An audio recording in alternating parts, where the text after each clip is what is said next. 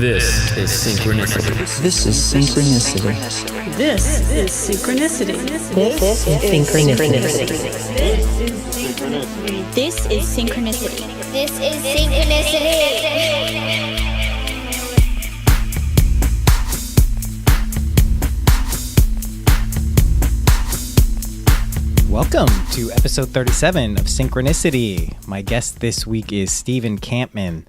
You may remember Mikey Kampmann, who was a previous guest. If you are just tuning in for the first time, if you go back a few episodes, you'll see Mikey Kampmann. Mikey's awesome. I just had Jay Weingarten on. They're out in LA doing hilariously funny things with Two Wet Crew and their own stuff. But Mikey Kampmann is Mikey's dad. And Mikey actually recommended I speak with his dad because he knew that I was interested in Carl Jung and dreams and all this stuff that I'm into. And Mikey's a hell of a guy because he tipped me off to like one of the coolest people I've met in the last couple of years or so. Before I get to Steven, you know what I do. If you don't know, I talk about the guest a little bit, say the name, and then go talk about other stuff because this is a very organized operation I'm running here. But I did want to talk about a few things. So Steven Pressfield, you know who Steven Pressfield is? He wrote The War of Art, one of my favorite books. If you don't know it, check it out. I will have a way for you to do that in just a second or two. But he has a new book out, and it's called No One Wants to Read Your Shit.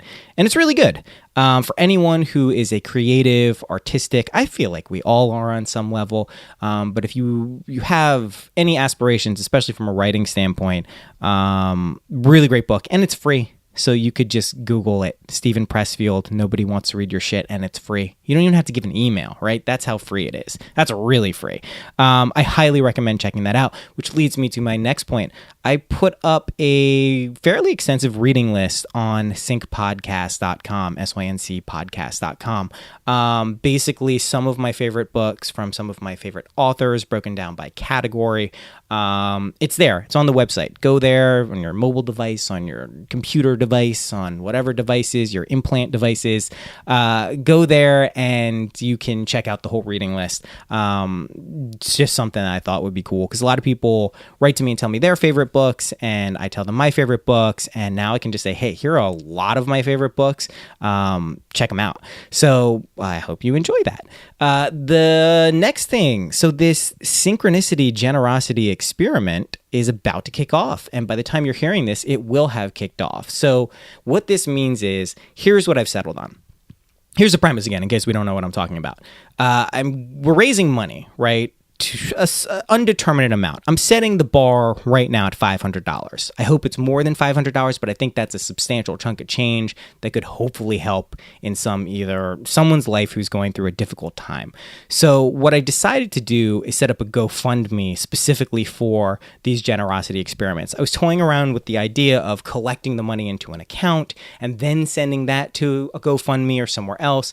But this seems like it's going to be the easiest way after researching and reviewing this for the past month or so. So basically, here's what it's going to be. You just donate via the GoFundMe. We're not picking the person or persons who are going to get this money until the end of August. That's how long this first one's going to run for. I think that's plenty of runway to get this done and be cool. And then we're going to collectively vote. And with all of your inputs, we're going to vote to basically decide where to send this money to. And I think it's going to be a cool thing. Like, I know it's going to be a cool thing. So that's essentially what is going on. So if you want to participate in that, again, what we're doing is we're raising money for someone.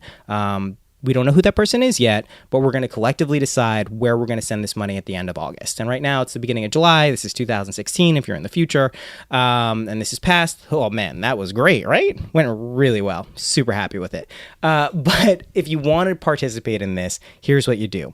Go to syncpodcast, syncpodcast.com/generosity.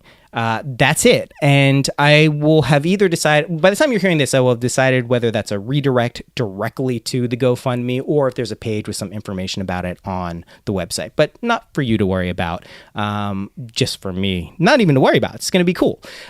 So yeah, that's going on. I really encourage you to participate, not only because it's a cool thing to do for someone else, but I think you'll find when you participate in these types of things, you open up little portals into other realms and things can start happening. Not guaranteeing that, but it has been my experience. Okay, so let's talk about Stephen Kampmann. Man, he's such a cool guy. And we speak about in this episode, basically, I mean, we talk about a ton of stuff. We have a mutual love for Carl Jung. A lot of our outlooks and perspectives on life and reality are very similar. But in particular, we talk about dreams. And dreams are one of my favorite subjects, topics, things ever. I read about dreams all the time. I've kept various dream journals over my life. I find them to be fascinating. You'll know if you have any understanding of Carl Jung or have read him, dreams were a huge part of what he looked at to get insight on an individual's psyche and then eventually the collective psyche. The symbolic forms that appear in dreams we see in religious and cultural and entertainment things throughout the world. Like we work on symbols or very symbolic creatures.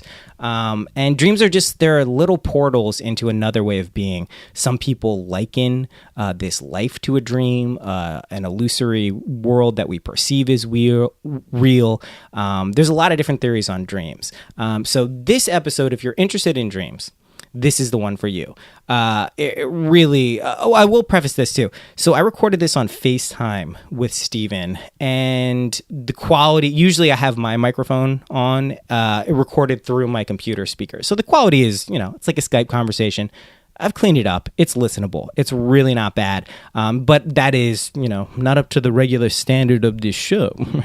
But truthfully, this episode, man, Stephen is incredibly knowledgeable. He's basically dedicated his life to dreams, and but he's done other stuff too. Like he wrote the movie Back to School. Rodney Dangerfield, love that movie. The one where Rodney Dangerfield's son is in college and Rodney Dangerfield goes back to school and is a diver. It's amazing, great movie. He had an entertainment career. He was a writer. He was on the Newhart Show. But his outlook on life, he's one of these people who seemingly, and just in talking with him, I know this is the case, who can tread in both worlds simultaneously without forgetting the responsibilities and perspective of either. That's really cool. When you meet someone who can do that and really is doing that, and we all oscillate, of course, between each of those things at times, even if your only investigation into other realms is when you dream and some crazy stuff happens, that's still another world. So yeah, and I've also, just to tie this into what I've been reading, I forgot. Oh my God, I totally forgot. So book winner this week, hold on, I'm gonna look this up. I will pause this. Okay, I'm back. The reason I diverged and got excited there is because this week's book giveaway winner is Patty, and she won a book, getting a book coming to you, Patty, called Mind Beyond Death by Ponlop Rinpoche, or Dzogchen Ponlop Rinpoche. And this book is really great. It's about Bardo states. It's about in between the states between life and, in between life and death is where we are now. But after death, into clear light stages, into the rebirthing stage, into meditative states, and dreams. Dreams is also a place, a bardo state. It's an in-between place. Like when you go to sleep and you wake up. This is one of Socrates' famous things where he says he likens dying and being reborn to going to sleep and waking up. So yeah, dreams are bardo states according to Tibetan Buddhists, and I totally believe in that. And you can actually accomplish things according to certain schools of thought and dreams. Like basically the purpose, as I understand it, of dream yoga is to basically lucid dream, get to a point where you realize you're dreaming, and then meditate, right? Essentially for like the benefit of all sentient beings, for yourself in the dream. So you're basically doing like double time work. You're basically, accumulating merit and helping yourself and everyone collectively and all sentient beings evolve by doing your work in dreamland. So dreams are cool, right? Steven's cool. I am very confident you're going to enjoy this episode. I am also definitely having Steven back on sometime soon. Like I said, I've been speaking to him on the side. He's kind of like a mentor at this point. He in our first conversation, he spoke about the importance of mentorship. And I got to say, people who I've had the privilege of learning from personally on one-to-one friendship relationships, like I've learned so much from those things, more than books, more than anything else. Those provide references and map posts and guides, and I map posts, that's not a thing. Maps and signposts. But seriously, finding someone like Steven, I don't look at the opportunity as a trivial thing. To know someone like him, his son is super cool. So basically, what else I gotta say? What else do I have to say before this episode? Rate and review. Listen, I got to say this. I had so many wonderful reviews coming in for this podcast before June. And so many, like 30 plus of them. Really great. Awesome. And they've just dried up. And unless this show has gotten significantly worse, which I don't think it has, if anything, maybe just like a little bit better, I don't know how the reviews are stopping to come in. Again, I'm not 100% convinced that the reviews are the most important thing, but let's pretend like they are. So if you find any benefit, if you enjoy the show, if you don't turn it off, please leave a review on iTunes. I'm assuming that helps me. That's what people tell me, and I listen to those people. So that's it, right? If you want to make a donation to Sync Podcast, do that. I got a little baby now. I got to put food in the baby's mouth. I'm joking. There's operational costs associated with the show.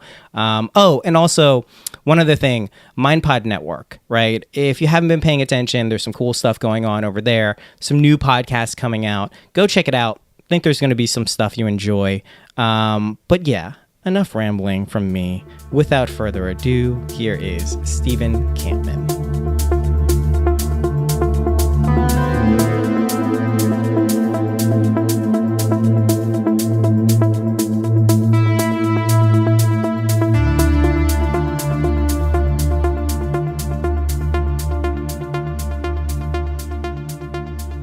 Yeah, and I'm really happy, Mikey. I coincidentally, or not coincidentally, this wasn't planned, but I released Mikey's podcast today, the one I just did with him from a few weeks ago today, which I was really happy with. Really raised a good boy there. He's an interesting guy.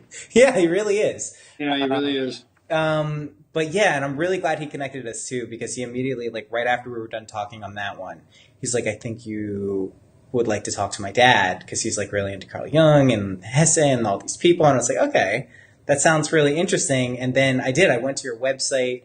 I checked it out. I found all these interesting tidbits. And I think we're definitely going to have a fun conversation. And then I saw that you wrote back the thing about the dreams. And then you sent me the thing about, where you visited Jung's grave and where he's from, and Hesse's as well.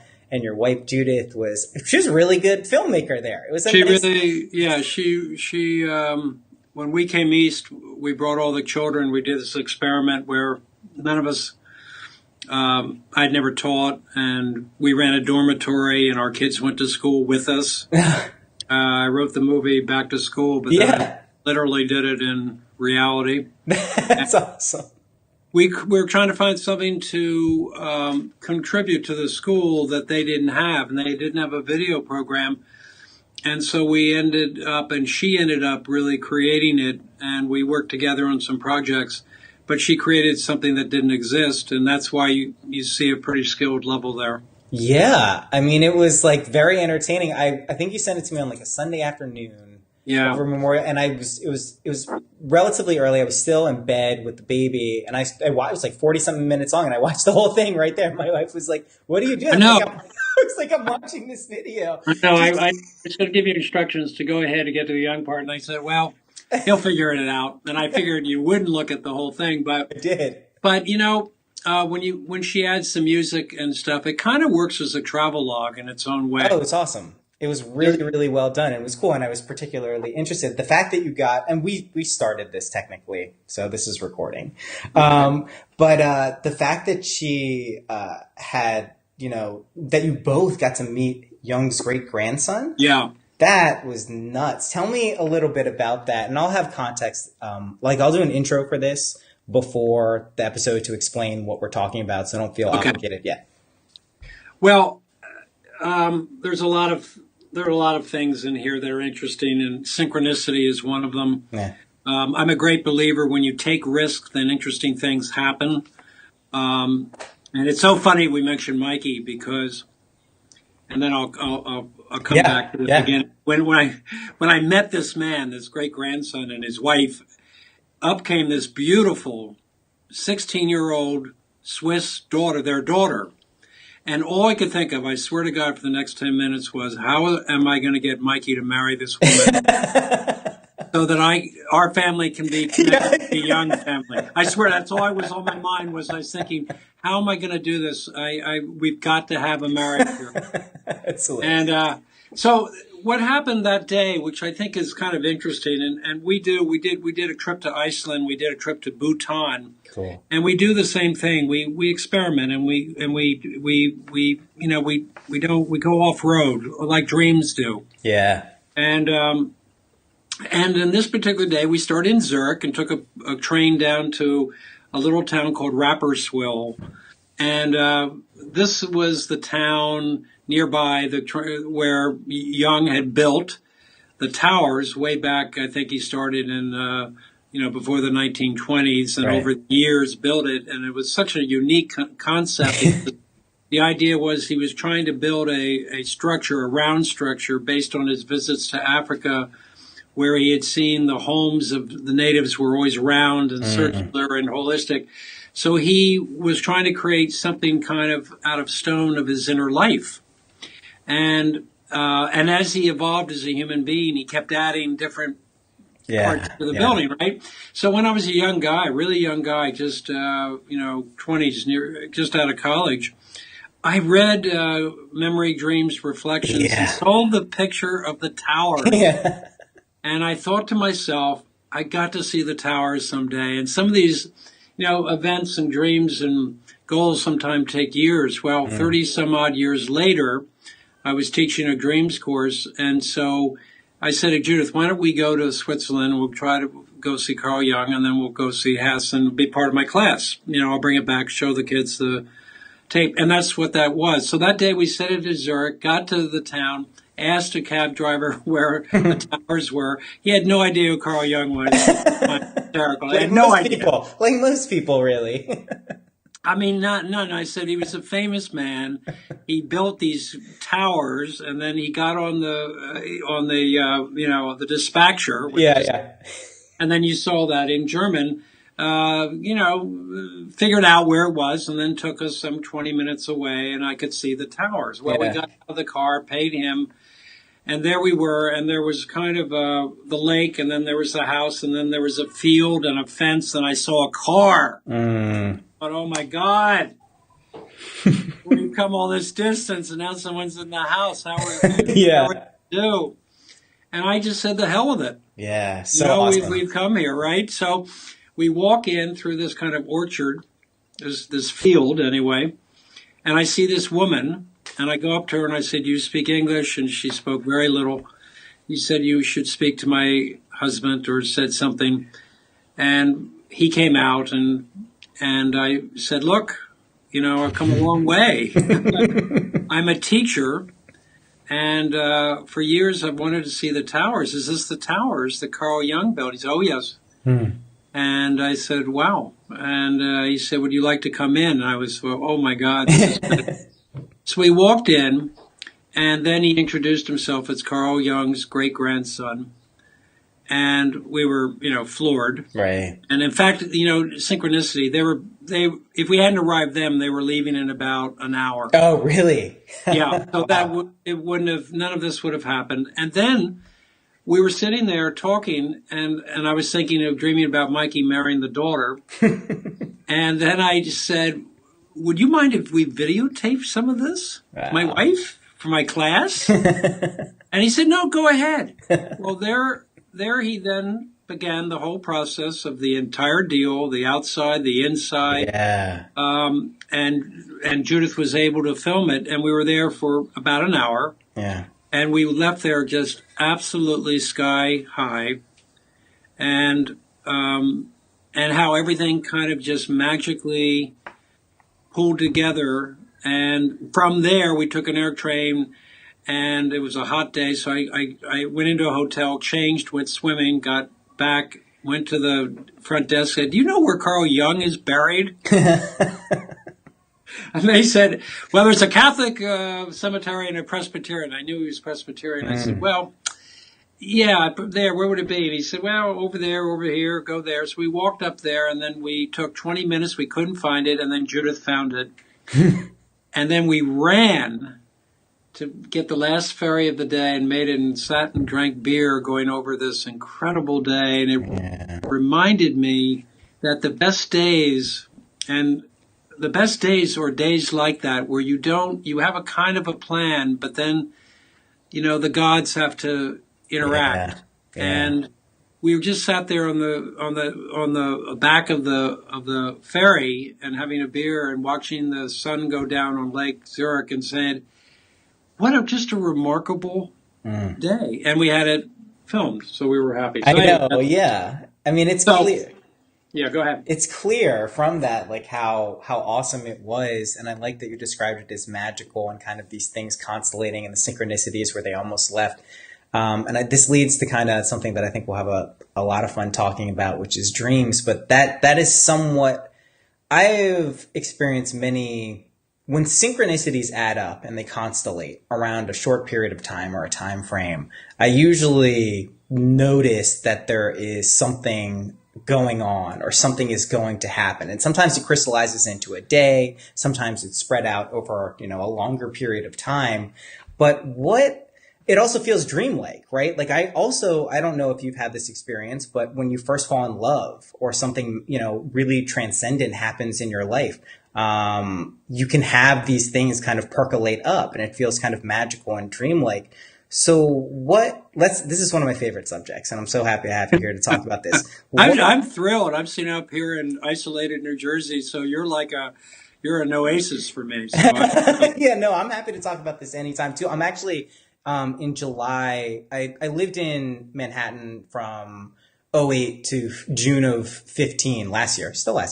We're looking to move back to the Hudson Valley pretty soon. I've talked about this a lot. Okay. I love the area, but I'm actually coming to New York on July 13th. There is a workshop at the Riverside Church in Manhattan. It's Mingyur Rinpoche. He's a Tibetan Buddhist. Sure. I know him. He's giving a workshop on dreams, dying, and awareness. So I'm like, I gotta go to that. So it's wow. Yeah. What day is that on the 13th? July 13th. Yeah, I think it's a Wednesday. Yeah. Wow. Yeah. We're going to be up in Maine for a couple of weeks around that time. But I think that's I've had this discussion. In fact, I have all these books I have a couple of things for you. I have all the books that I think are good for people to read. Awesome. I have a poem I wrote about dreams for my 1-year-old grandson when the time is right, and I've just read a book about Buddhism and dreams, and one of the Buddhist beliefs are that dreams, the dying and dream are like dreams. Dying is like dreams, except you don't wake up, you don't come back, right? So I think the Buddhist approach to dream life is fascinating because it's definitely different than it's different but not so different than the Western, the Jung view. But it's all, it's just a fascinating angle. So I think that will be a very interesting workshop. Yeah, I'm really excited for it. I read, I think, a while ago, the 6 dream types of dreaming yoga from Naropa, who was like an avatar who taught about dreaming. And as I understand it, and this isn't totally unique to Tibetan Buddhism, but I think one of the main functional aspects of the dream yoga is that you can actually you can basically in your dreams, lucid dream, and then go meditate, which then accelerates. You can be meditating while you're sleeping in different dimensions and worlds, which I think there's a very interesting crossover, which brings me back to the towers thing with Jung. I have one of the books I've been reading. I've literally been reading this book by Marie-Louise von Franz, Psyche and Matter, for one of my favorite books for like a year and a half. I'm writing it down. Oh, it's incredible. I mean, she's one of my favorite post-Jungian. I know we're nerding out on Jung here, but I don't care because it's a fun topic. But the whole book is psyche and matter, right? It's the interplay between psyche and matter. And what Jung did, which by physically creating, his psychic and unconscious and, trying to create the mandala in physical reality, to me is a fascinating and thing to do and also emblematic. To me, I'd like to hear your thoughts about what do you think about the interplay between psyche and matter? Like, what's going on there? Well, I mean, everything is such a mystery, that, when people always try to pin down dreams, I'm always the first thing to say about dreams is I know nothing. Yeah. And I totally believe, by the way, that dreams have flexibility to do many different things. They have some brain functional things, and then they have the kind of Freudian, Jungian stuff.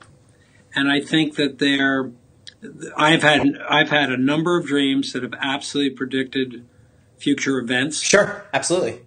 The most remarkable was when I was teaching my dreams course at this school called Blair Academy in New Jersey, boarding school, an old boarding school. And I put together a psychology and a literature course called the 10 Jungian Principles in the Literature of Hermann Hesse. Yeah, I saw that's really awesome. Yeah, I couldn't believe they allowed me to teach it.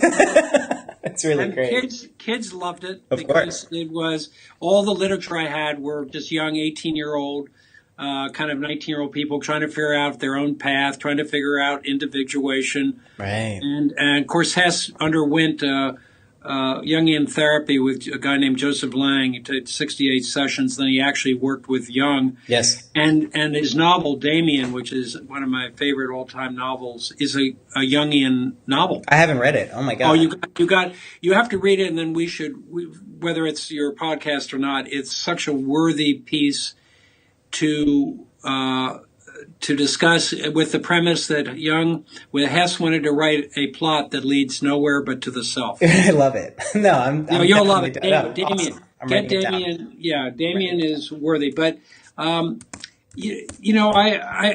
don't have, in terms of opinions. As soon as you mentioned that book, I wrote it down because I'm going to go read it, and after I read it, I'll have more opinions. All I can say to you is that dreams seem to turn the time the time deal on its head. Yeah. And has no respect for present, future, past. So in the dream I was telling you, I was teaching the course. I met with the headmaster to tell him, that I can't.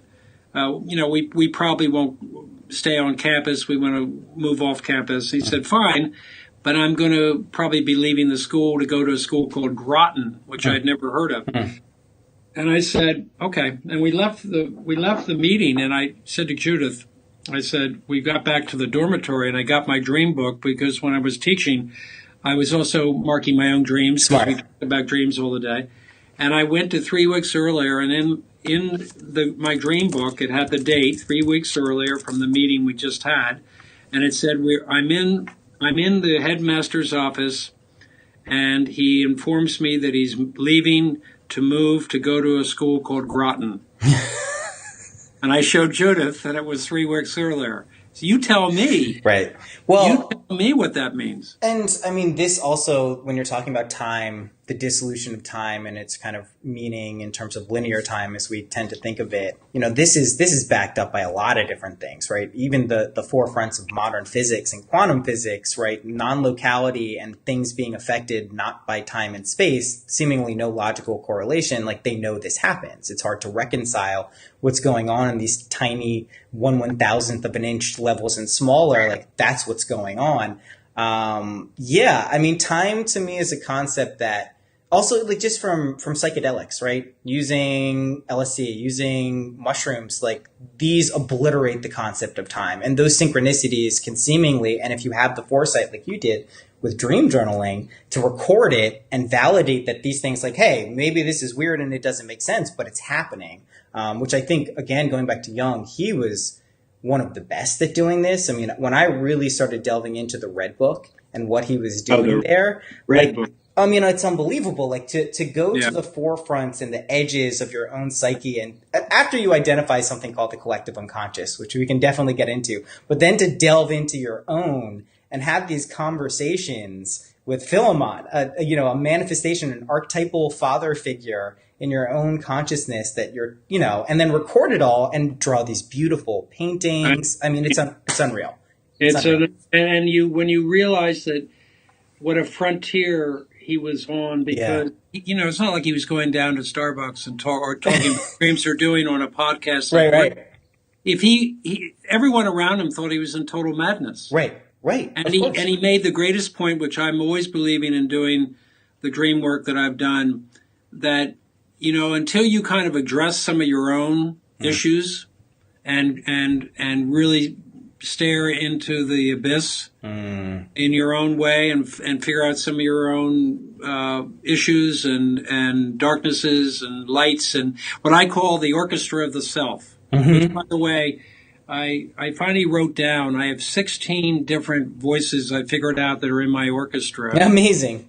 And I gave them all names because I think what happens is everything gets jumbled and we kind of lose our way. Absolutely. But the fact that he was doing that and almost went into madness and was doing that in 1913. Right. Come on. Insane. That's to me.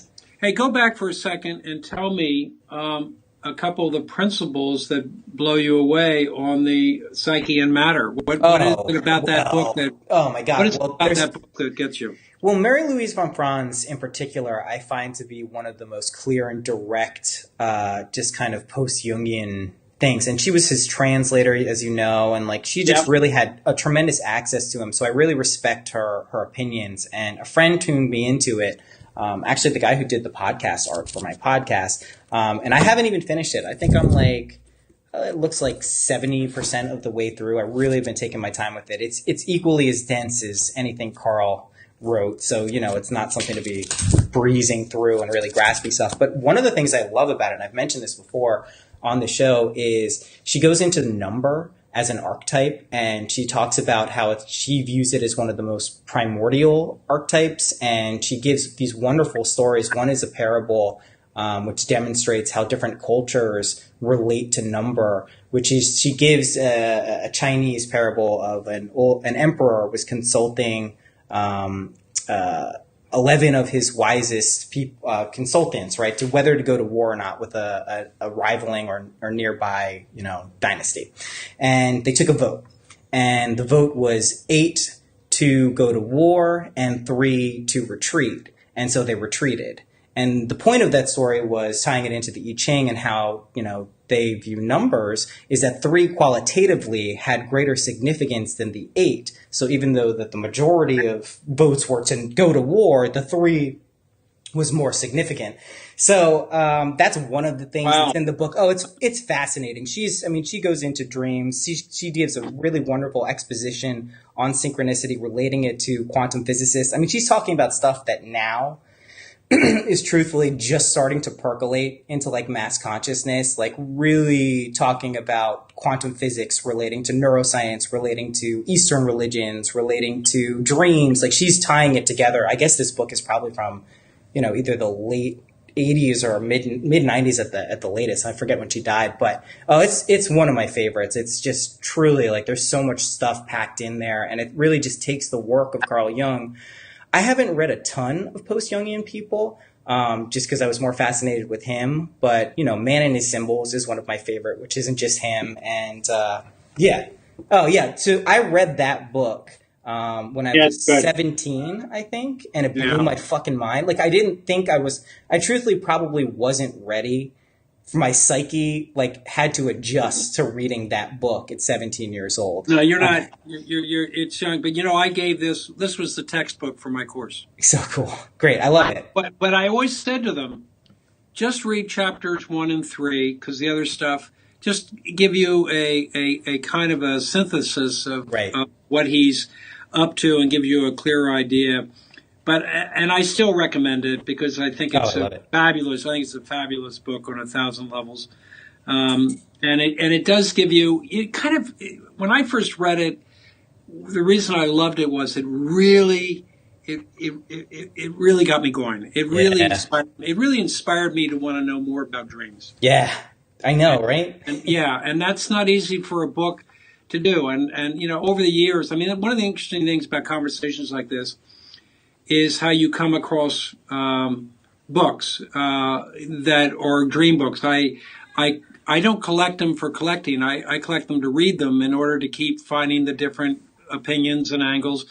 So coming from this conversation, I will get this book. I will get the book, The Psyche and Matter. That's great. And my sister, I did a dream workshop down in Philadelphia, and she had sent, and she's not into this as much, but she sent me this book called The History of Last Night's Dream, which is really interesting. And speaking of synchronicity, makes reference to a guy who was a mailman in Burlington, Vermont, or up in that area, who is like gifted in dream interpretation. Cool. And he makes reference, talks about it. And what's amazing was that's where I got into dream work, was in Burlington at the same time that he was around, working with my mentor, a woman named Elizabeth Forsberg, who was a therapist at the state hospital and a Jungian. And I did a year of dream therapy with her. And here was this guy, one basically town over, doing the same thing on his own. and so when I read the book, here it brought me full circle. And of course, I contacted them and sent them a dream for them to interpret. And I just got it like yesterday. Oh, really? Yeah. So, everything connects. And the key is that when you jump on something, like when you mentioned that book, the key is, I'm not going to wait 7 days. I'm going to order that today. Right. I see. This is what you're talking about, is being open and receptive to what I fundamentally view. This is culled from Carl Jung's work, but that I think everything is one giant synchronicity, and it's kind of up to us to figure out how to engage or interface with what's happening. And I think that is a non-local, non-time bound thing. But the more receptive you are to kind of being aware that these things are happening around you, and exactly like seeing, well, that's a signal that lines up with, it's easy for someone, like when you have a dream that predicts something and it happens. If it happens once, you're like, oh my God, like that's pretty crazy. If it happens again, and then it happens again, and then it happens again and again and again, it slowly builds up. I don't know if it's the totally right term, but it builds up an element of faith that this something is happening, that there's either a mystery or there's some significance to it, which is what synchronicity is. It's attaching significance to something that is not causally related. Yeah, it's not causally related. I want to come back to that point about repetitive dreams. Yeah. And the kind of dream work. At some point, I want to discuss what I think is important to do in dream. Yes, whenever you want. Yeah. All right. Well, let's say on that. To me, and I was doing a dream workshop out in Seattle, and it was, and I found myself listening to people's dreams, and you could kind of come across the area where that person might be blocked. And I realized there during the workshop that the only thing that interests me about dreams and the kind of discussions we're having is when people take the responsibility of not only recording their dreams, but thinking about them. And here's the key, then doing something about it. Right. That there's a lot of people in our culture, of course, dreams are discounted big time. They don't move fast enough. They're not this, they're not that. I am going to send you, I know I already did send you that my whole point to young people and why I'm more interested in the dreams of younger people was, no, you got it all wrong. The dreams are movies in your heads, and you're the writer, producer, director, actor, star, and it's all about, kind of talking to you, and you're creating it. The reason to get into it is because you're engaged in it. It's kind of a narcissistic view of why you should get into dreams. But a good one nevertheless, yeah. To the Twitter age. And then on top of which is that, I've always said this, that dreams are an incredible source of, for me, have been a source of creativity. If you do nothing else, right? Yeah. Just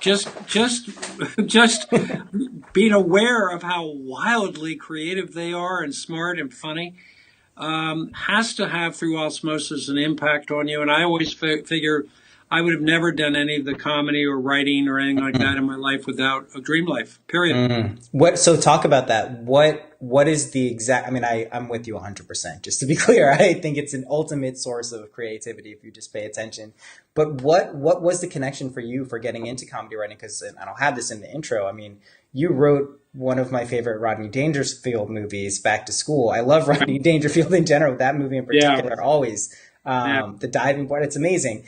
And there's some really Jungian stuff in there. There's a lot of water stuff, which I love. But can you talk about how for you, from a practical standpoint, those things were connected? Yeah, and I want to say something because I'm sure we're skipping around, but my whole belief is that great conversation is circular. Nothing is lost. Right, totally. So you don't need to be sequential. You just yeah. If you just have faith, if you jump off, go to another topic, you'll eventually come around to where you were before. That's right. Because I see you, I'm already doing that, and that's just because I'm excited about of course, of the subject matter. There's nothing clear about, what I discovered about dreams and where they impacted me, I think I wanted to write when I was very young, like 20 or 21, and I noticed that I would sit down with pencil and paper, and then I really have nothing to say. Mm-hmm. And what I learned shortly thereafter was I don't have anything to say, but I'm remembering dreams every night. And this allowed me to fill up the journal so it looked like I was writing. It looked like I was doing it. And then this continued from age 21 to, 2 nights ago. Speaking of, back to school, I dreamt of Harold Ramis, who just passed away 2 years ago, and did a lot of work and stuff with him. And in the dream, he was directing, and very happy and very content. That's awesome. And I had an opportunity both with his daughter and his wife to communicate. I dreamt about him, and they were thrilled. But what dreams gave me, I think, because of their daringness, I think it gave me a high level of risk taking in terms of living my life as interesting chapters. Mikey, my son, is doing this in space. I was just gonna say, it sounds like this is you're talking about Mikey, who is maybe what some of us do in our actual dreams, he's doing in real life. This is a fascinating concept, because I do think that it's not just with Mikey, but there is this merging of these worlds that is slowly, maybe not so slowly, taking shape, and we're seeing people doing this stuff. But yeah, continue. Well, I think that, like I told you the day we went down to Jung's Tower place, you have to take risk. Well, I was in a state hospital, working at a state hospital as a counselor, and I worked here's how everything gets connected. Like you were saying, I totally believe that is true. And I worked for a man named Bill Dean, and he did psychodrama, where he worked with 5 families where they would, work on a problem and pick out strangers to play the different roles in the families. And I was just blown away by how the person that let's say her name is Betty, is picking out someone to play her sister who she doesn't know. She picks out someone, they come up, they do a scene, and then the girl that she picks says, I have the same problem that Betty does. And I just was going, this is like so wild. It was like 5 families. And I met a guy there, and we said, let's do something dramatic. It's so powerful. And we started to do plays, and then we did a comedy act based on two comedians, Peter Cook and Dudley Moore. And then here's where I'm getting to. We did one summer, we said, let's take a risk and go across America doing different things that are really risky, and one of them will be we'll audition for Second City. Cool. And we got to Second City. We had an act by that point was pretty good. I mean, it was pretty smooth for what it was. Walked up the steps, and total confidence said, we'd like to audition. And by timing, good timing, the cast was there rehearsing. The director and owner of the place was there at that moment. The manager was there. They huddled and they said, well, okay, come in here and improvise. Within 10 minutes of saying we'd like to audition, we were auditioning for Second City. That's awesome. And got back in the car, and somewhere around Kansas got a call that we were in.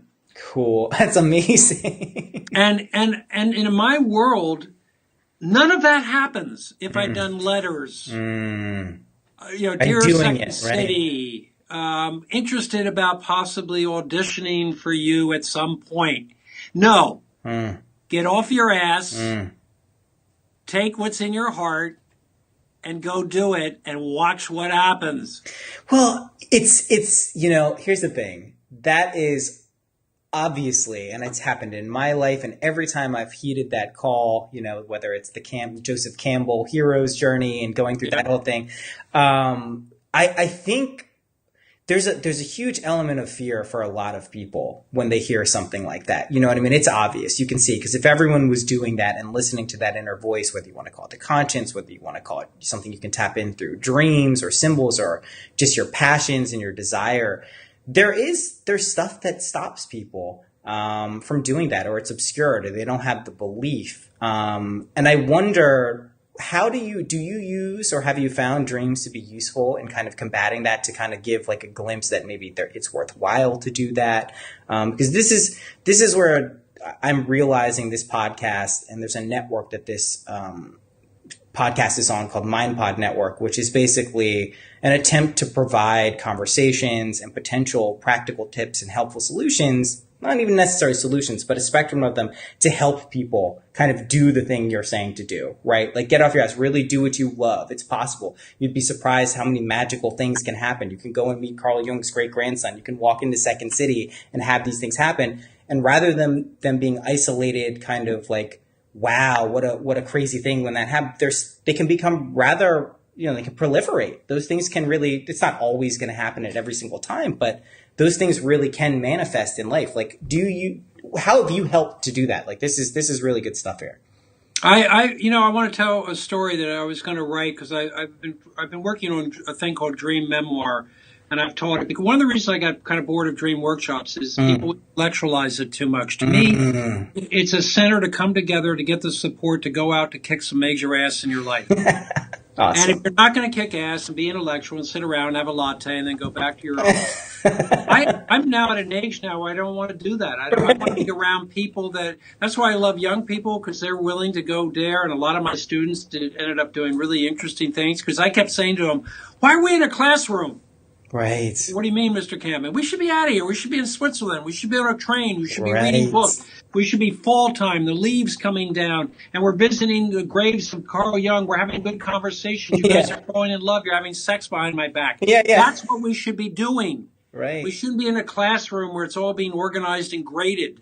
Totally. And there's a story I want that in the Dream Memoir. Dream Memoir basically is memoir, which there's a million versions of memoir, except my dream memoir takes your dreams, and then I figure out a prompt for something for you to write about. So if you've been dreaming about your grandfather, I'll have you write about real things going on about your grandfather. The idea is you're putting a bridge from your conscious to your unconscious, and from your unconscious to your conscious. So these two worlds can start working together. It should be like Venice. Yeah. The inner psyche should look like Venice. I love it. A series of thousands of bridges connecting. And we live in a culture where they're trying to take down the bridges. That's right. They're trying to, they don't want bridges. And so there's isolation. So a story that is one of and I've written about 10 of my own dream memoirs, and one of them that I want to write, but I just haven't done it, happened when I was my most lost. I was going through a very difficult time, mid-20s, before show business. I was working at the state hospital. I was seeing a therapist, this Dr. Elizabeth Forsberg. And I was driving from Burlington, Vermont down to Montpelier every day and passing this incredible mountain called Camel's Hump. And somewhere in my stupid brain, on the way down and back doing this once a week, I got in my head that if somehow I could climb that mountain in the middle of winter and make it by myself, everything would be fine. Wow. And I was going through a bad time, a divorce, and I had a child involved, and it was just I didn't have any career. And it became this mountain. This mountain became like my focus. So one day, in the middle of winter, I got up and I did the journey, and I parked my car, and I noticed a little cabin and had a little smoke coming up, and I thought, well, I got to be smart here in case something happens. I knocked on the door, and a woman answered, and there was her husband. He had emphysema. And I said, look, I'm going up the mountain. If I'm not down by 3, I'm on the mountain. And they were very gracious, and they gave me, he had been a jazz player, and cool. we had a conversation. And then he gave me a guidebook and some snowshoes, and off I go. Go up. I get to the last 300 feet of the mountain, which is bare, with winds about 50 miles an hour, and I'm crawling. And I get to the top, and at the very top, I stand and put my hands out and go, fuck it! I'm alive. I'm here. Everything is fine. I made it. And I went down the mountain, stopped by their place, had a cup of tea, and every season until I left Vermont, every season I would climb the mountain as my Mecca. Wow. Well, 10 years later, now keep in mind, this was me lost. Yeah. 10 years later, I'm not in Vermont. Right. Where I am is in Los Angeles. And what I'm doing is being an actor on a TV show called Newhart, which, ready, was set in Vermont. Okay? This is incredible, right? Now, I'm sitting getting ready to do a scene, and the directors are going around, and the actors are getting ready, and makeup is doing makeup, and the prop guy comes out to me and hands me the Burlington Free Press, which is, the thing. And they're getting ready to say, and I'm sitting in a chair in the dining room, and Bob Newhart is upstage from me talking to someone. Then in 30 seconds after the scene begins, he comes over to me. So, action. And I start reading the paper. This is on camera. Right. Reading the paper. Bob's talking to the other actor, and I'm reading. I turn to the back, and there is there is the obituary of my jazz player that I always stopped and had tea every time. I learned about his death on the set of a show set in Vermont. In Los Angeles is where I learned that he had died. So, which is insane, right? This is a crazy, crazy story. Well, it's insane, but to me, when that happened, like people would usually go nuts. What it did to me was validate every single decision. It validated every single thing that I did, including the here we go again. Crazy guy goes up the mountain. But I'll tell you what, as the Dalai Lama says, great achievement involves great risk. Well, I love this for so many reasons. Let's start with the symbolic stuff. Like, you literally climbed a mountain, which is a metaphor. Even in the podcast I did with Mikey, one of the things we were talking about is how there's a lot of paths up this is a metaphor for spiritual paths and practices or philosophical paths. Many paths up the mountain. The view is the same, right? So that's a metaphor that you can access this mysterious stuff in a lot of different ways. And I think we were also talking about how you can, you can go around the mountain and try a lot of different things, but until you actually commit and go up it, you're not going to have that view and you're going to have that thing. So to me, this is incredible because what this is we're talking about psyche and matter, right? And no wonder you're going to get that book right away, because this is an example of you doing something that connected through time, right? Through symbols and through the creative act of your life and your career at that point. This is a thread through all of those things, which I would expect when I say insane. That must have been extreme validation at this point, that you're dealing with something here that is obviously a little, a little more than most people would probably think is going to be going on in people's lives, right? It's that's amazing. Yeah, and I mean, I really believe in the Hess idea that man's true profession is finding his way to himself. That all these experiences we have are leading us, if we're on game, to figuring out who and where we are, what our purpose is, and how we connect, and all those things, and everything else are all the distractions to lead you away from that. All the things we see in the world, all the things keeping you from your kind of inner being. That's the opportunity to act out who you really are. Whenever I find people that are making a living from that which they really are, that's the game. Yeah, it's the game, right? I mean, this is something. That's the game. The game is you got people to pay you for following your inner life, follow your bliss, all that. Now, there's a thing with Mikey that's interesting. It's an interesting dream because you mentioned mountains and stuff. And this is a dream, by the way. You can have a dream, and this dream is an example because it's almost 3 years old, that continues to resonate because it reaches a spiritual quality. It kind of it transcends the day-to-day stuff that dreams can be interested in, the personality stuff, and gets into more like some of the bigger, larger issue. Jung always said that you only had to figure out one thing in your life, and that was your relationship to the universe. Right. Are you afraid of it, hate it, love it? What is it? Right? What is it? And when you could say what it is, really mean it. And I think when we're talking about dreams and people and some of these experiences, that is trusting that universe. It's saying if you give over to that universe, even though it can be a scary, scary place with some very bad stuff happening, when you can trust into it, something magical does happen. And if you're making decisions based on fear, nothing good is going to come from that. No. Maybe nothing bad happens, and you just have a kind of a tedious, kind of uninteresting life. But the game here, to be on a planet in space circling a star at 250,000 miles an hour, and to have consciousness and to be able to act on what's in your inner life, that's the game. So in the dream, I'm in a car, literally, it's a perfect dream metaphor, and it goes off it goes off the main highway. So that's like individuation right away. I have that dream. You do? Yeah, a lot. Cars. Let me tell you something. Cars are, of course, great symbols of the body and the ego. And here's the truth: when I have a dream about a car, if I get out of the car, and I now know this through the years of doing it, if I get out of the car, not drive it, stop it, get out, I know I'm in for what the Native Americans call a big dream. Because now it's like I've exposed myself.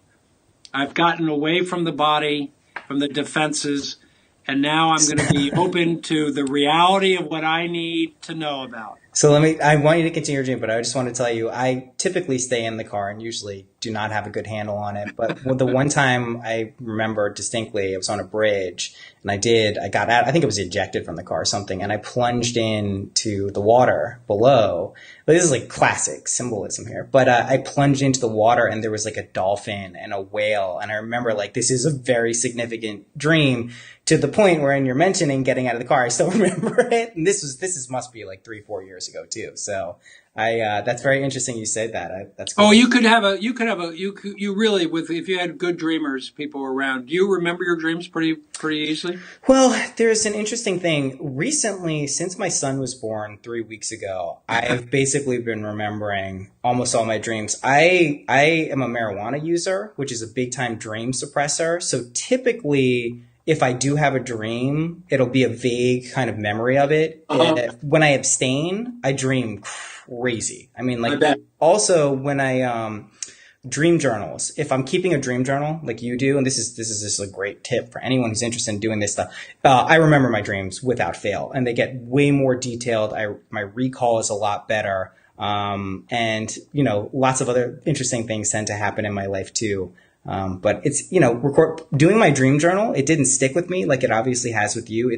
I'd put it into the category of meditation in a lot of ways with me. Like I do it sometimes, and I know the immense value of doing it, but I often forget and kind of oscillate between doing it and not. But yeah, when I record my dreams, they're huge. I remember them almost all the time. Yeah, I mean, I don't record every dream because I think I read in a book somewhere that dreams deal with kind of the everyday anxieties. They deal with some of our own, which I think is an interesting thing, some of the personal myth that each of us walking around with a view of the universe, which doesn't mean it has anything to do with the universe. It just means it's your personal perspective. Yeah. And then there's spiritual concerns. And when I get dreams about nonsense that happened today, generally speaking, if you'll remember, the dreams are using your everyday consciousness, but not when you're aware of it. So if I'm driving along and I see a billboard, if I go, I'm going to dream about that tonight, the dream won't use it. Right. The dream will use what you're not paying attention. And for me, it's literally the same day. So if I drive over a bridge and I go, this is a remarkable bridge, that night I may have a dream about bridges. So I'm fascinated by the fact of the way the creative part of the way dream is just looks at your life and my life as if they're just like play. Right. And it's just going to use it. Right. Whatever's there, even stuff that we're not consciously perceiving. Oh, yeah. Yeah. And by the way, that looks like nothing. I mean, it looks like no big deal. Yeah. And then suddenly there it is, and it's turned it in. That's where its creative genius is. It's turned it into something that is significant or meaningful or whatever, even though the event that you were having the previous day was not eventful. That's right. I mean, this is similar to what the Buddhists are talking about with the Bardo states, that there's intermediate states that are very malleable, and that they believe, pretty sure I believe it too at this point, that a Bardo state after death is much like a dream state. That there's also functional uses for these things, and it's not just the symbolic stuff, but you can actually really gain and benefit, which is Jungian analysis, a lot of those things, which I'm fundamentally interested in. I think it's fascinating. I think it's something that everyone does. To me, it's just crazy that people aren't really always talking about dreams. It's like, what the fuck? How do you guys not recognize this? Well, I say in the video that my wife Judith put together, I say, you dream, if you live 75, you dream literally 6 years of your life. Yeah, it's nuts. I mean, you literally are dreaming. So, and I always say, I'll say to the students, well, isn't it worth for you taking a look at this? Doesn't it fascinate you at all that this is happening? Really? Yeah. I mean, is Xbox that great when you got Xbox inside your head? I mean, I'm a big video game fan too. Don't get me wrong. And I think one of the cool things, and I think video games is a huge topic, but I think one of the things... they're dream-like to begin with. Right. They're tapping into what is kind of a universal source. And that's why it has such a, resonance. It has such a resonance because it's moving figures, right? It's lucid dreaming. That's what I think. I mean, I was reading an interesting article today, which I'm not totally sure I agree with his viewpoint, but Elon Musk was saying that he's very much of this opinion that we're in a simulation. The chances and the percentage points, he thinks point clearly that the fact that we're not in someone else's video game, just based on the speed and rate of that technology has increased in the past 40 years, he's like, well, it's more probable that we are. I don't think I necessarily believe that. I think it's a little too nuts and bolts for me. I think there is a function of being in these incarnations at these particular times. And I think that's why what you said also about following what's in your heart and taking action and paying attention to those things that really do help you. That is a huge part of, I think, why we are here. And I was going to say, the other thing, I was just reading the other day, one of my favorite things is Plato when he's describing Socrates, and Socrates is explaining basically his logical proof of reincarnation. It's a great thing. I'm not going to go to it now, but it lines up. He uses the example of sleeping and waking up and going back and how they're not totally different from dying. It's one of my favorite logical proofs. I know that people can poke holes through it, but I think it does kind of line up with what the function of dreams can be. And just how they constellate and we think about them in our lives. So I thought that was interesting. That's why I don't have it in front of me. Let's see if I have it. But I have about, I don't know, they're there we go. Here we go. As I dream more. They have about, gets back to the function. I think that the human brain wants to kind of pin everything down. Yeah. What is it and what does it mean? And we get very frustrated when we can't find a purpose. And what's happened to me through just experience of things like, like dreaming of the headmaster, right? Of dreaming of other synchronicities, of having dreams that are very kind of Freudian, some Jungian, some this, some that. I think what we're not giving credit to is the dreams are incredibly malleable. Yeah. They're much more mysterious. They have real brain functions. Like, someone pointed out, I talked to this interesting person who has written a book on the male brain and the female brain. And she was saying that, at night, basically when you're dreaming, the brain, the matter, kind of opens up a bit so that the fluids from the residues of that day and drain out so you can get ready to have another day with an adventure. So that's happening while you're while you're dreaming. I just heard this, yeah. Your brain is finding a way to get rid of the stuff. So, because it can't just store all this stuff, it needs to dump it. It's like a detoxifying thing, right? Well, yeah, because every day is a challenge. And if you go back to the survival, every day was survival. So, you can't be hung up, it's trying to give you the strength. You can't be weighted down. Well, I'm thinking, well, that's just so remarkable that I'm asleep and this incredible mysterious force is so evolved that it can take my dream and then do things to my brain that I'm not. I used to always say to my students, like, about the ego, really? Can you control your heart right now? Autonomic functions. Go ahead. Good luck with that. Good luck. Good luck with all that. And by the way, who's monitoring that? Who is that? Right. What is that? Yeah, exactly. What is that? So the whole thing with dreams is if you come in with not trying to pin it down, but stay open to that they're much more wild, creative, and they can shape themselves to whatever they need. They don't really care about your reasons for whatever they are.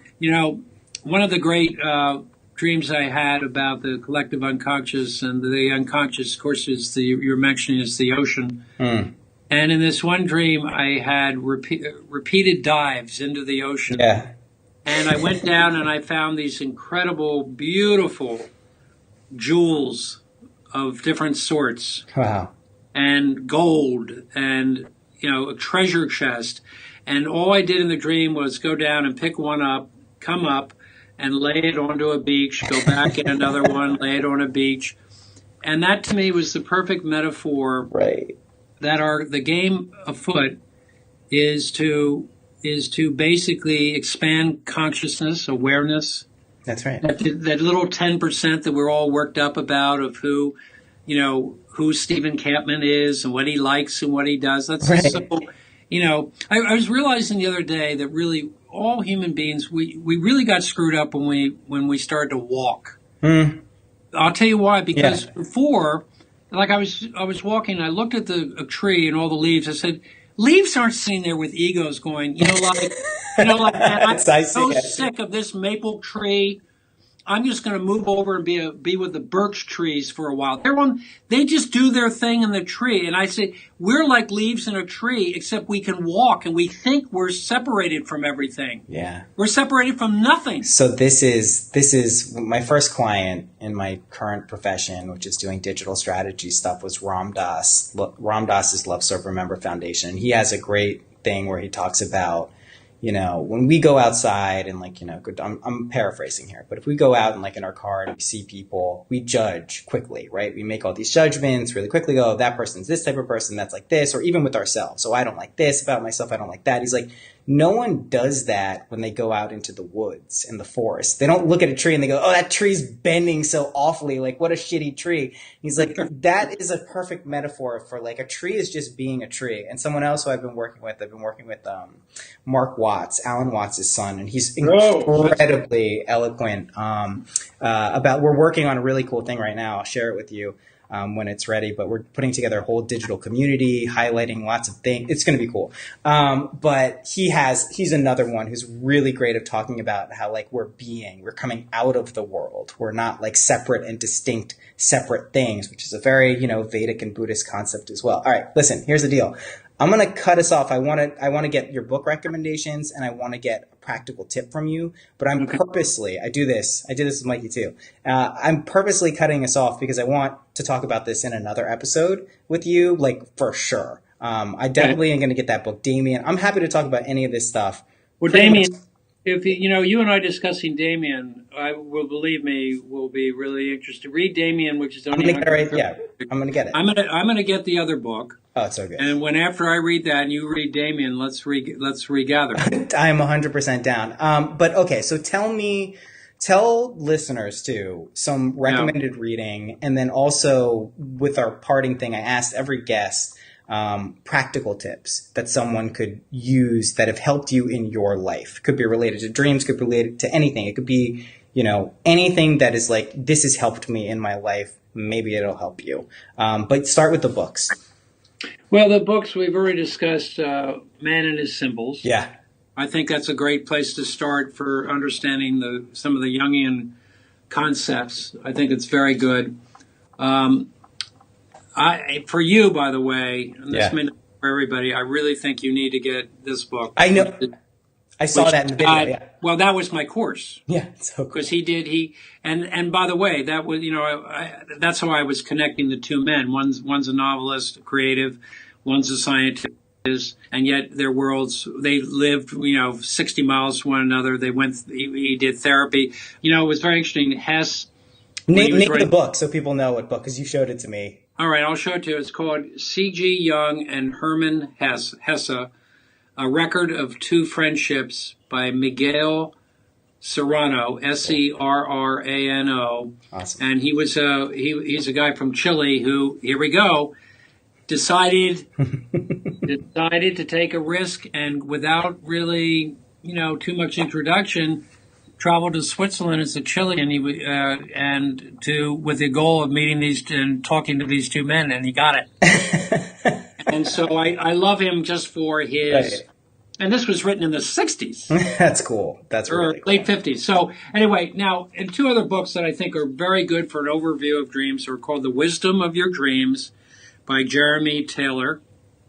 And good overview. Jeremy does a lot of dream workshops, and I haven't done his, but a lot of people like him. I'm not a big dream workshop guy in general because I think it's so much more interesting to work like the way we're doing now. Totally. One-on-one, and not get into kind of group principles, and because what happens is it all gets intellectualized. Exactly.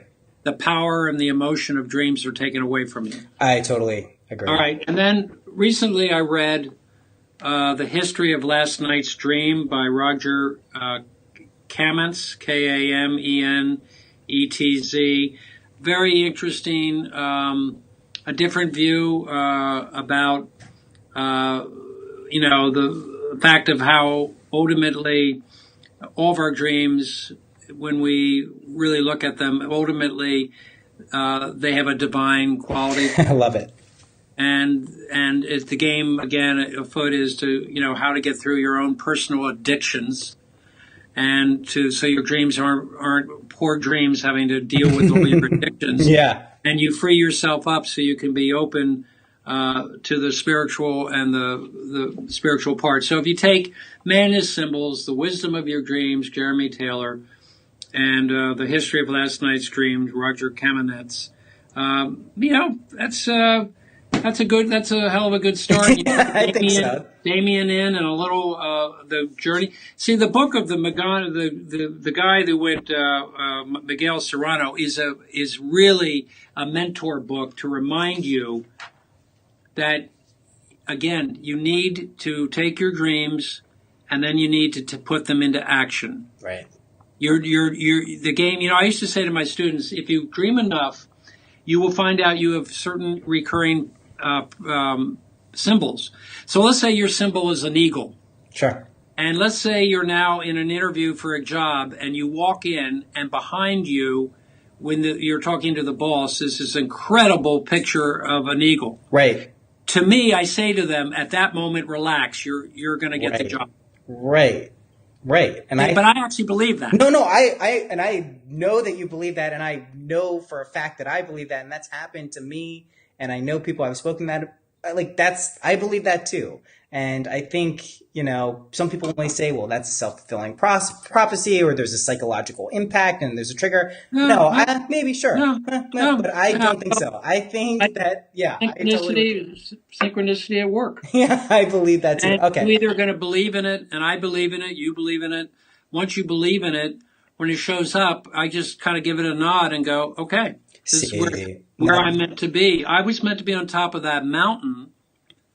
It already knew I would be in Vermont. I would be in LA on a show. Right, in linear time. It's not playing. It's not in our body linear time frame. It's in something else, and then I catch up to it. Exactly. 10 years later. Exactly. I mean, that's exactly how I look at it too. Now, when you say practical, I'll give you something because I'm kind of addressing myself to younger people. Sure. I don't think our lives. And there's an Great Hess book called Beneath the Wheel, which is about what happens when you don't have mentors in life.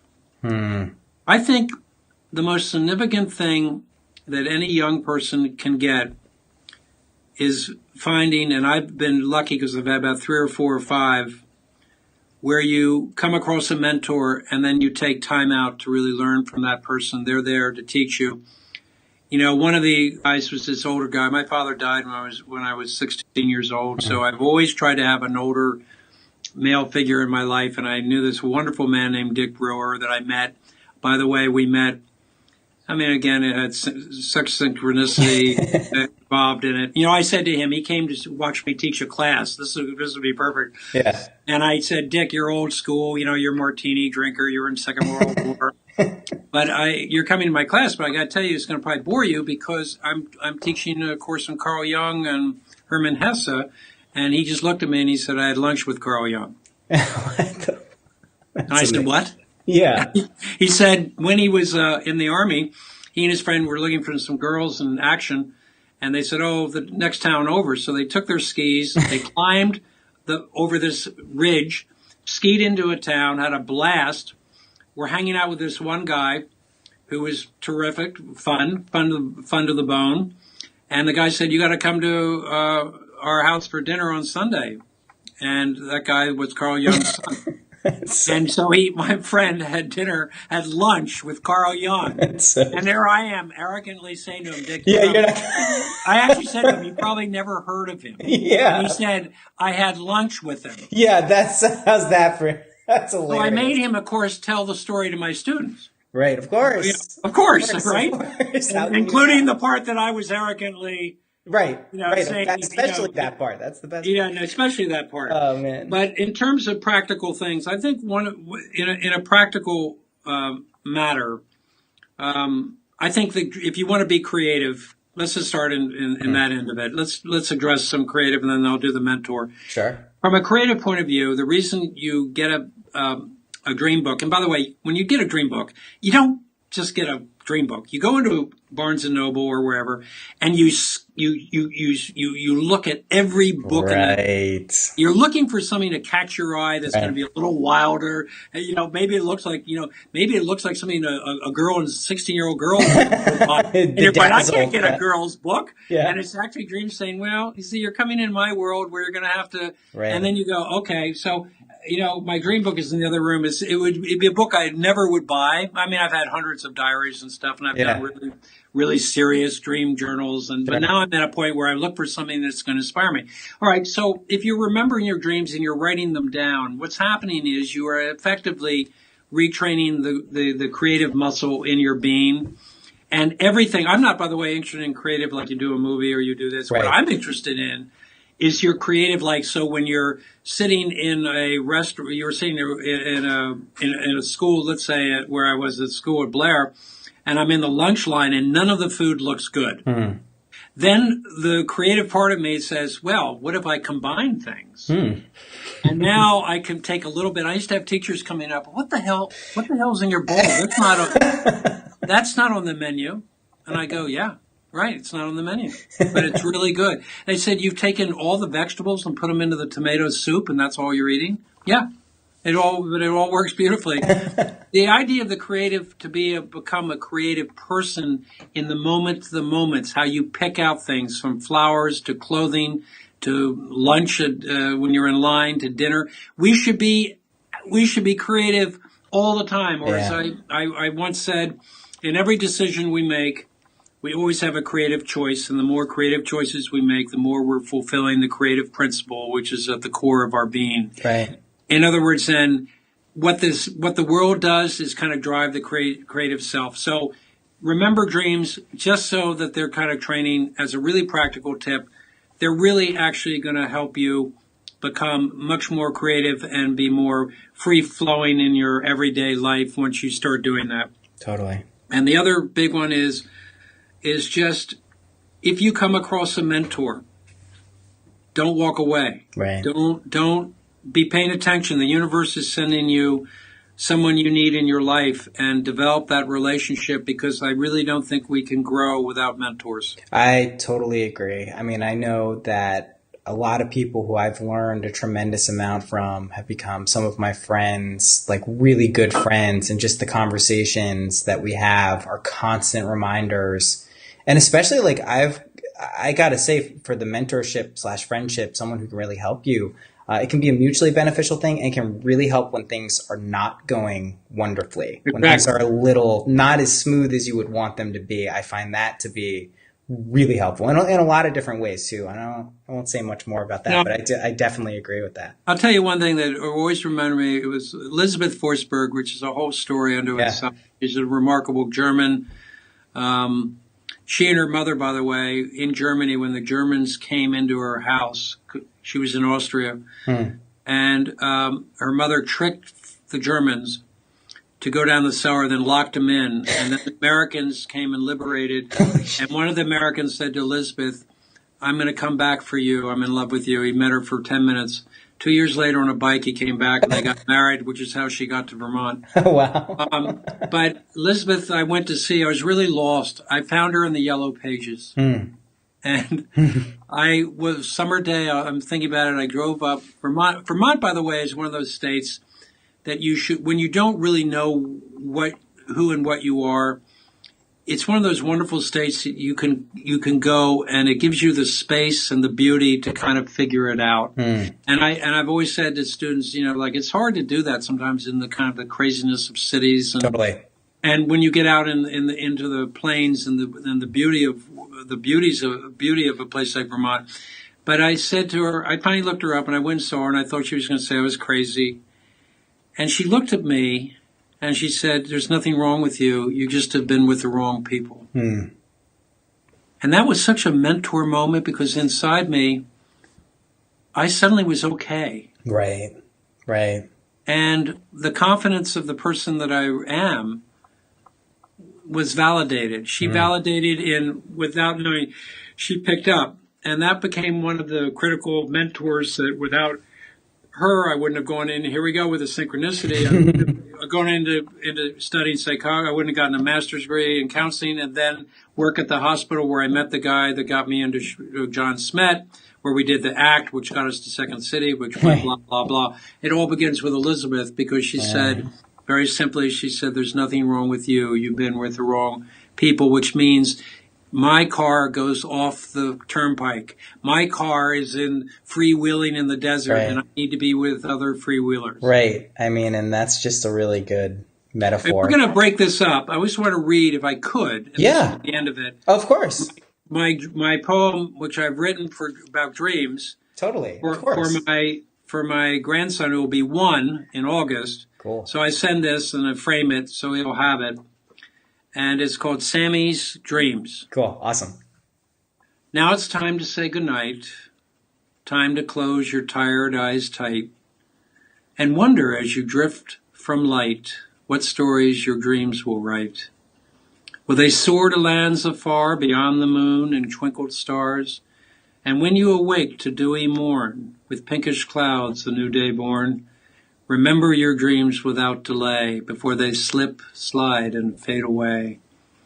For no better friend will you ever find than nightly dreams not left behind.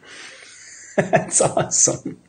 It's awesome. I mean, it's also really cool that will take on more and more significance. Well, that's the agenda that I have. I get it. My own children, other than Mikey, they don't really know about my whole dream world. They don't call it. And I really am doing it because it's a way of it's a little synchronistic moment that he'll, years from now, he'll find this little frame thing and just look at it. And then say, that's crazy. I had a really crazy dream the other night, and that begins a whole journey for him because he stumbled across a poem his crazy old grandfather wrote. There you go. You never know. It's a wild, wild world out there. Stephen, thank you so much for taking the time to do this. This was awesome. I had a really good time. We'll definitely do it again. I'm getting Damien. Really? I really say that in all seriousness. I'm so worked up now because I realize I'm so desperately alone, and I think about this stuff all the time. Seriously, And I mean, that's what I think about. Yeah, just to let you know, outside of the podcast, Yeah. Thor's always open to talk about this stuff. Like, this is my favorite stuff, and really, the point of the network that this show is on is to specifically talk about these things. And I can tell you, I have analytics data that proves people really like hearing and listening to this type of stuff. So this is where it's at. So both on and off, I'm always open. I'm going to say, because I'm going to get my website back working, because I've been a little lazy on that. But my agenda with that too is exactly that the idea is to build the circle, and the people that are listening to this have more interest. I want to be available for them to reach out. So whether it be the website or whether if it's someone you trust and you really know and they want to talk about it, that works. You can give my email. This is the world that I believe in and live in. Last thing for you to think about for yourself, and I'm going to leave you with it, is I had this idea. I told you about the orchestra of the self. Yes, I love that. Which if we talk again, I have all things like, an obligation, that's the obligated self. And I have Steve, I have Fearful Freddy, I call him, and Funny Freddy, and I have Anxious Andy, and Angry Al, and I got Mighty Muse, who's the female in me that's a muse. Totally. And I've got Judger, he's judging everything. And it's my orchestra, it's my orchestra. But in my world, I was thinking about an inner sanctum, and I want you to think about this before we speak, for what yours would be. And in my inner sanctum, this is the circle made up of the mentors and the people that have affected my life. And it's set in Switzerland. It's it's on a ledge overlooking a valley with mountains around it. On each window, it's got 4, which was a magical number for Jung. That was an integration number back to your first thing you were talking about. And it has the 4 walls, 4 windows. And in each window, simultaneously, is a different season. So outside it's snowing, the other side is blooming, the other side leaves are falling, the other side is full of summer. And then the inner circle is a circle made up of the people that mean a lot to me. And the people for me are my mother and father, who were, give thanks to them. Carl Jung was a pretty wild, inventive soul, but when the end game came, he was buried with his parents. Yeah. And my brother Bobby, who's not on this planet anymore, and my friend Dick Brewer is the guy that I told you that had lunch with Carl Jung, and Elizabeth Forsberg, I told you, the psychiatrist. And then I added Hess, and I added Carl Jung, and I have Joseph. I have Joseph Campbell. Awesome. And I have a young girl. The movie that I made, and I won't mention her name just because they'll protect her. But I did a movie called Stealing Home, and the movie, the Jodie Foster character is based on this real life woman. Cool. She's there, and then finally Robert Frost, and they sit in a circle. And these are my higher council. These are the people that are there moving me and moving my dreams, trying to get me to be fully integrated into the circle. And I've got an empty seat, by the way, ready for the Dalai Lama when he goes. Yeah, totally. I love that. And what was I going to say to you? So the question for you will be, if you have an inner sanctum, what does it look like? Yeah. Who's there? Who's there that you go, oh my God, I can't believe they're engaged in following and evolving my consciousness in life. I mean, I'm definitely going to do this. Really? Yeah, of course. That's like an amazing exercise. That's why I said mentors are important, because by the way, even though I was up in Vermont and lost as lost could be, and I was reading Jung and I was reading Hess, those guys, plus Woody Allen movies in the 70s, they saved me. Right. It's not just paper, and words on paper and a book, and it was nice. I connected to these people. I felt there was someone out in the universe that was alienated like I was feeling, and I was so thankful for them. So then I wanted to read everything that they had to say. Right. And so mentors can be cartoons, they can be real people, they can be fictional people, but what's important is that's your inner circle. It's funny. I mean, and we'll leave it on this. We could go forever. I know. It sounds a lot like the concept of a guru, which is a very misunderstood term and really appropriated word that really has been co-opted. It's not really that meaningful, like a lot of these words. But Ramana Maharshi, one of my favorite, and he had a very symbolic thing with a mountain near him, a famous Vedic saint, non-dual guy.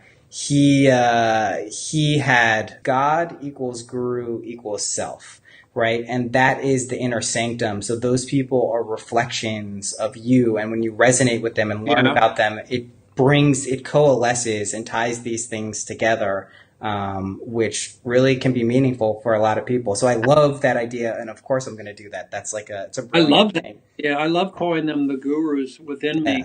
And exactly. that the game is for you. I had this one fantasy, by the way, and I swear to God we'll stop. Yeah. But it was a long table. It was at one end of the room. It was a television where you were walking down a table that goes for miles and miles, and you cross and meet every single person you've ever come across and had an exchange with. You have an opportunity to say something to them. Wow. They're all at the table in the inner sanctum. Nothing's lost. Right. Energy equals MC squared. But, Einstein was saying, energy is transformed. It's not, right. You can't lose energy. That's right. Which is, I guess, where the reincarnation thing makes sense too. We're gonna have another conversation about it. Okay, you promise? Stephen, of course I promise. Like, all seriously, right. Email me. You think I'm joking? I'm lonely. I'm lonely in New Jersey. Please email, call, whatever, man. I'm totally open to it. Good fun. I appreciate it all. Great stuff, and we'll talk. Yeah, thank you so much again, seriously, and thank Mikey for introducing us. I'll thank him too. I sign all letters off, and I'll end with dream much, live more. Thanks, man. Talk to you later. All right, bye-bye. Bye.